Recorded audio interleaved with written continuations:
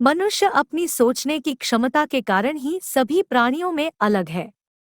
सोचने की क्षमता को हटा दे तो मनुष्य एक बेहद साधारण प्राणी रह जाता है। हमारे स्वयं पर गर्व करने का एकमात्र कारण हमारी सोचने की क्षमता ही है। इसी क्षमता के बल पर मनुष्य बाकी प्राणियों पर नियंत्रण रख पाता है। जरा विचार करें कि जब हम केवल इस विशेषता के कारण दुनिया में सबसे अलग हैं, तो क्या हमें इस चमत्कारिक क्षमता का सदुपयोग नहीं करना चाहिए? मिलेगा, अवश्य करना चाहिए, लेकिन क्या नकारात्मक सोच के साथ हम इस क्षमता का सही उपयोग कर सकते हैं? जी नहीं, हम ऐसा नहीं कर सकते। हम तभी श्रेष्ठ प्राणी बन सकते हैं जब हमारी सोच सकारात्मक होगी। जीवन में सफलता तभी मिलेगी जब सोच सकारात्मक होगी। यदि आप आपदा के बारे में सोचते हैं तो वह आ जाएगी। मौत बारे में सोचते हैं तो आप अपने अंत की ओर तेजी से बढ़ने लगते हैं। सकारात्मकता और स्वेच्छा से सोचो, विश्वास और निष्ठा के साथ सोचो, और भी सुरक्षित हो जाएगा, यानी गतिविधियों से परिपूर्ण, उपलब्धियों से भरा हुआ।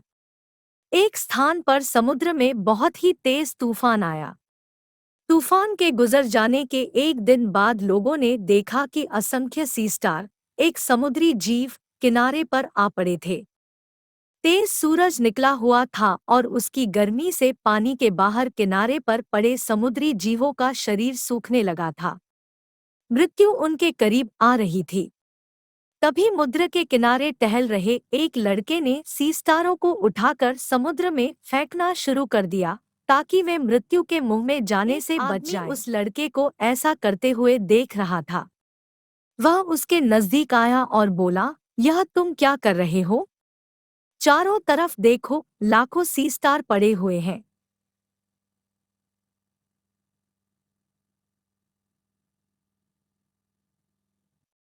समुद्र का पूरा किनारा उनसे अटा पड़ा है।